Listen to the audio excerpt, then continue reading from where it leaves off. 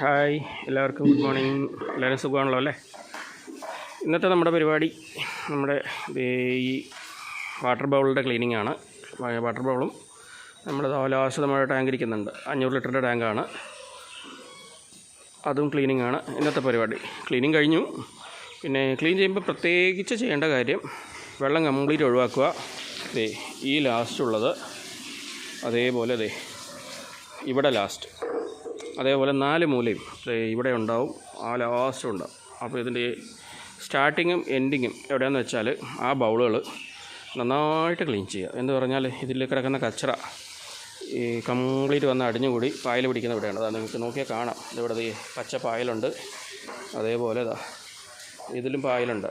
ഇപ്പോൾ അത്യാവശ്യം നമ്മുടെ പാത്രമൊക്കെ തേച്ച് കഴിയുന്ന സ്റ്റീൽ ബ്രഷില്ലേ, അതിട്ടടിച്ച് കഴുകിയതാണ്. അപ്പോൾ ഇതിലുണ്ടാവും. പിന്നെ പ്രഷർ വാഷർ ഉണ്ടെങ്കിൽ പ്രഷർ വാഷർ അടിച്ചിട്ട് ഈ ഹോളിനകത്തൂടെ ഫുൾ അടിച്ചങ്ങോട്ട് കളയുക. അപ്പോൾ ഈ പൈപ്പിനകത്തേക്ക് ഇരിക്കുന്ന കച്ചറ കംപ്ലീറ്റ് അങ്ങോട്ട് പോകും. അപ്പോൾ അതുകൂടെ ചെയ്താലേ ഇത് കറക്റ്റായിട്ട് വൃത്തിയാവുള്ളൂ.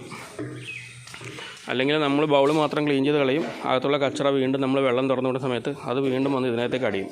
അപ്പോൾ നല്ല വൃത്തിയുള്ള വെള്ളം പശുക്കൾക്ക് കിട്ടില്ല. അവർക്ക് നല്ല വൃത്തിയുള്ള വെള്ളം കിട്ടിയാലേ നമ്മളെപ്പോലെ തന്നെ അവർക്കും നല്ലതുള്ളൂ. ഓക്കെ, അപ്പോൾ അതാണ് ഇന്നത്തെ പരിപാടി.